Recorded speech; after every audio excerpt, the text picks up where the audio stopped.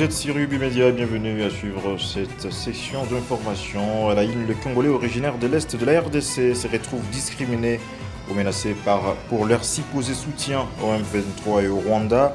Face à cette stigmatisation tribale, les Congolais de Goma réitèrent leur condamnation de ces actes qu'ils qualifient de menaces pour l'unité nationale. Vous aurez les détails dans ce journal. Dans la ville touristique de Goma, les cours ont timidement repris dans certaines écoles de la ville touristique depuis le début de cette semaine, malgré la situation qui demeure critique. Dans certains établissements qui étaient occupés par le déplacé de guerre, tout a été repris malgré les multiples dégâts causés par ces derniers. Les détails, mesdames et messieurs, vous seront donnés dans ce journal.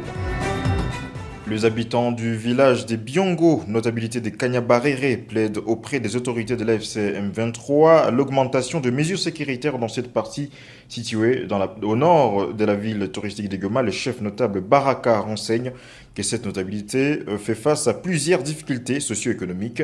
Il revient sur ces faits dans cet élément recueilli par Michel Kakule.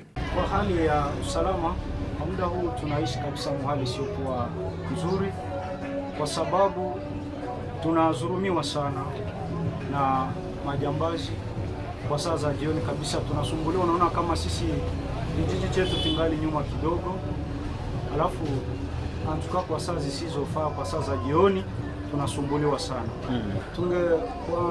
Tunawatakia ya kwamba watusaidie kwa sababu population inateseka, na sisi watukumbuke, watutumie wanajeshi ambao wanaweza kusaidia kwa kulinda usalama kwa hiki kijiji chetu cha Biongo. Parlant toujours sécurité, la cité de Kitsombiro, en territoire de Lubero, est passée sous contrôle de l'AFC M23 dans la soirée de ce mercredi 19 février. Le M23 a occupé cette partie de Lubero au terme de violents combats qui les ont confrontés aux forces armées de la RDC et au Wazalendo. Et Kitsombiro est situé à 50 km de Lubero centre. Toujours dans ce journal, le courant électrique a été rétabli à Goma ce 19 février après près de 3 semaines d'absence. Les habitants de Goma se réjouissent du rétablissement de du courant de la Société nationale d'électricité. Les détails sont dans cet élément nous recueillis par Michel Kakule. Les ampoules sont de nouveau allumées et d'autres appareils électroménagers remis en service dans plusieurs habitations à Goma après l'établissement du courant électrique de la SNEL. C'est un ouf de soulagement au sein de la population après cette longue période d'absence du courant électrique. Selon certaines autorités du secteur, ce rétablissement fait suite à plus de 2 semaines de travaux de réparation sur la ligne endommagée. Le courant est rétabli sur une partie du réseau, mais les travaux sont toujours en cours pour identifier les problèmes et rétablir l'électricité sur l'ensemble du réseau. Cette vérification ne prendrait pas plus de 24 heures afin de garantir que les réparations nécessaires soient menées. La situation de cette panne électrique dénouée ces jours a eu de lourdes conséquences, notamment dans les structures médicales qui ont souffert d'une interruption prolongée de l'alimentation en électricité. Plusieurs hôpitaux ont été incapables de maintenir les conditions nécessaires de la stérilisation des équipements et à la gestion des infections, surtout des interventions chirurgicales. Des patients sous assistance respiratoire ont tragiquement perdu la vie et des opérations chirurgicales ont dû être suspendues dans plusieurs établissements de santé. Et pendant cette période de pénurie en électricité, l'accès à l'eau potable était difficile dans nombreux quartiers de la ville touristique de Goma, notamment dans le territoire de Nyiragongo. Notre correspondant Michel Kakule revient sur ces faits. La carence d'eau potable à Goma et territoire de Nyiragongo faisait suite à la coupure du courant électrique au niveau du site Kivu suite aux affrontements et a opposé le M23 au FARDC. Les populations de plusieurs quartiers ont traversé le calvaire pendant cette période de la pénurie d'eau. La population dénonce la coupure intempestive de cette denrée utile à la société. Les consommateurs de cette denrée craignent les risques liés aux maladies. Depuis quelques jours, l'eau ne coule plus des robinets de plusieurs quartiers situés au nord de la ville de Goma. Situation qui expose les habitants à plusieurs risques d'attraper des maladies d'origine hydrique.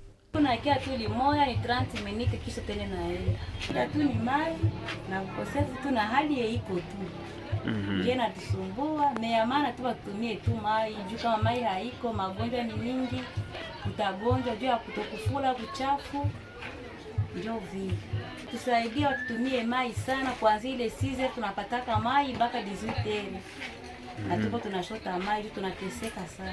Jana nilifika hapa season ina 17 mai haiko tena, ndo nimelamukia mpaka sasa ningali maji hayafiki. Rappelons que sur différents sites d'approvisionnement, des lignes d'attente sont signalées pendant la journée. Et puis, 4 bandits armés qui opéraient dans le quartier Himbi la nuit du 19 au 20 février ont été tués après l'intervention de l'armée de l'AFCM 23. Selon le témoin, sur place, ces scientifiques exigeaient aux habitants des téléphones portables, des machines ordinateurs et autres biens de valeur. Je le disais dans le sommaire, les cours ont timidement repris dans certaines écoles de la ville touristique de Goma depuis le début de cette semaine, malgré la situation sécuritaire qui demeure inquiétante dans certains établissements qui étaient jadis occupés par les déplacés de guerre. Tout a été repris malgré les multiples dégâts causés par ces déplacés. Dans une école de la place, les responsables déplorent la description des salles de classe, pupitres, vitres, fenêtres et plusieurs biens de valeur. Mais malgré cette destruction, les activités scolaires se déroulent et les enfants reviennent progressivement. Détail dans cet élément signé Jonas Kassoula. Ils utilisaient même les salles de classe. Il y a certaines vitres qu'ils ont cassées, quelques vitres, pour pouvoir accéder au panier, ouvrir et passer la nuit dans les classes. Il y a les classes dont la toiture sointe à cause des coups de cartouches. C'est ça d'abord l'état de l'école. Les pupitres qui étaient dehors, que les menuisiers étaient en train de réparer, ont été emportés, utilisés comme voie de chauffage. Donc à cela ne tient, nous avons commencé timidement. Les élèves viennent progressivement. Ceux qui sont là aujourd'hui appellent les autres. Demain, les effectifs bons. Hier, nous avions l'effectif de 98. Aujourd'hui, ils sont nombreux, ils sont plus de 98.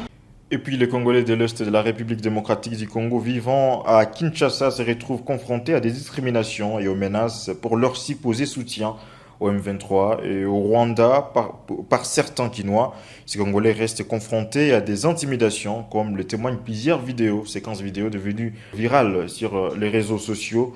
Face à cette stigmatisation tribale, les Congolais de Goma réitèrent leur condamnation face à ces actes qu'ils qualifient de menaces pour l'unité nationale. Je vous propose de suivre l'un d'entre eux, Yel Mamlaka, qui s'est exprimé devant les caméras de nos reporters. Oui, il faut préciser ici d'abord que nous condamnons avec la toute dernière énergie le comportement de certains compatriotes congolais dans la capitale Kinshasa qui commencent à se comporter jusqu'à vouloir blesser, agresser, tuer des confrères, des compatriotes congolais tout simplement parce qu'ils sont ici des swahiliphones. Nous disons ceci, même si quelqu'un était rwandais, c'est un Africain, c'est un humain, il ne mérite pas le sort d'être tué. Et pourtant, il n'a commis aucune erreur, aucune faute, aucune bévue. Bref, en RDC, nous avons plus de 450 ethnies. Et si quelqu'un peut parler les Swahili, les Lingala, les Chuluba ou autres langues, eh ben, il a la liberté de vivre partout sur le territoire national. Ce qui veut dire qu'ici, nous voulons rendre hommage à tous ces Swahiliphones qui sont dans la capitale congolaise et qui ne sont pas en train de répondre par la violence avec la violence. Autrement dit, ils sont en train de prouver qu'ils veulent la paix avec tout le monde. Et c'est tout ce que nous voulons.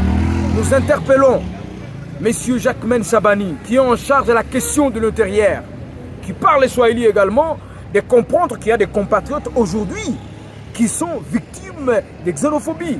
Et nous voulons à ce que le gouvernement congolais puisse prendre ses responsabilités. Par ailleurs, à Kinshasa, le collectif des ressortissants de l'espace Swahili appelle à un rassemblement des Congolais swahiliphones ce lundi prochain au Palais du Peuple de Kinshasa. Ce collectif a par ailleurs appelé au gouvernement congolais de mettre toutes les batteries en marche en vue d'étouffer ce vent divisionnaire et garantir l'unité nationale. Suivez. Bandugu yetu bananza kujipermettre, mulisikia maaudio, mulishaona ma message kwa réseaux sociaux, tunaanza kuwa menanse kusema hatuna droit ya kutembea mkishasa na tuko tunasema lugha yetu, lugha tukufu Swahili. Njoo kwa maana tunawaalika wote Waswahili wote wenye uko mjini Kishasa. Mswahili wa Sud Kivu, wa Nord Kivu, wa Grand Katanga, wa Kalemi, wa Manyema, wa Ituri, wa Kisangani na notabilite ingine yote ile yenye inaweza sindikiza batoto ya Est ili waishi na amani mjini Kinshasa. Tunawaalika sisi sote tukutanane lundi na 9h au Palais du Peuple. Et c'est donc avec cet élément, mesdames et messieurs, que nous sommes en train de mettre un terme à cette section d'information proposée par Yubi Media. N'oubliez pas surtout de vous abonner sur les différentes plateformes YouTube, Facebook, Instagram, X